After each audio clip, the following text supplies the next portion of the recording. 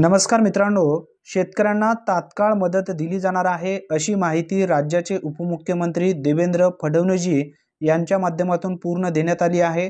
सविस्तर या व्हिडिओमध्ये नक्की पाहून घ्या। काही पावसामुळे मोठ्या प्रमाणात विदर्भ आणि मराठवाड्यामध्ये शेती पिकाचं नुकसान झालं आणि लाईनचा प्रश्न हा महत्त्वाचा प्रश्न अध्यक्ष महाराज माननीय उपमुख्यमंत्री आमचे दिलदार आहेत।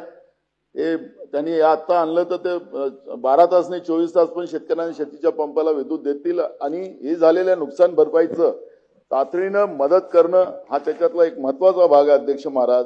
अध्यक्ष महोदय, खरं म्हणजे स्थगनवर असं उत्तर द्यायचं नसतं, पण नानाभाऊ प्रदेशाध्यक्ष असल्यामुळे आणि विषय महत्त्वाचा असल्यामुळे तात्काळ त्या संदर्भातले आदेश दिलेले आहेत आणि नुकसान भरपाईची जी काही त्या ठिकाणी म्हणजे नुकसानीचा जो तक्ता आहे तो मागवून घेतलेला आहे आणि अशा परिस्थितीमध्ये नानाभाऊ आपण स्टँडिंग ऑर्डर्स प्रमाणे तात्काळ मदत करतो, त्यामुळे ती मदत निश्चितपणे करण्यात येईल। फक्त आपल्या माहितीकडे सांगतो की आता नानाभाऊ आता आपण आपल्या अडचण अशी आहे की एनटीपीसीचं 1000 मेगावॅट आपल्याला जी वीज मिळते ती त्यांच्या काही कारणाने तात्पुरती बंद झालेली आहे, त्यामुळे थोडं डेफिसिट निर्माण झालेलं आहे। ती वीज त्यांनी आपल्याला सांगितलं आठवड्याभरात ते रिस्टोर करतील।